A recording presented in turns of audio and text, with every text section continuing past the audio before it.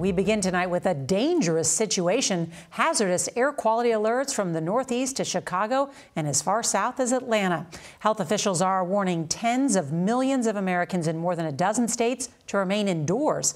New York tops the list of cities with the worst air quality in the world as Manhattan's famous skyline disappeared behind a thick fog that made America's largest city look like the surface of Mars.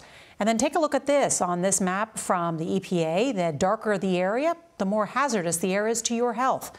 Well, how dangerous is it? Well, if you are outside right here in the nation's capital, that's equivalent to smoking a cigarette an hour.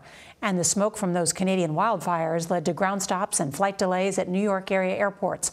Plus, the matchup between the Yankees and the White Sox was postponed tonight. CBS's Lilia Luciano starts us off tonight from an eerie New York City where the mayor told residents to wear masks if they go outside. Good evening, Lilia. That's right, Nora. Good evening. What explains this eerie scene? Why this skyline disappears is tiny, tiny particles that are saturated in the air. Those particles are so small that they can go into your lungs and potentially cause long-term damage if your body cannot expel them naturally. That's why the state of New York is giving out 1 million N95 masks like this one and recommending that people use them.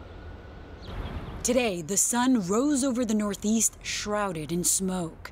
Haze covering Manhattan's skyline and bridges and the Washington Monument in D.C. Smoke was seen as far south as Tennessee and even from space. It is absolutely mesmerizing and quite frightening. It's from an intense start to Canada's wildfire season, fueled by high temperatures and dry conditions.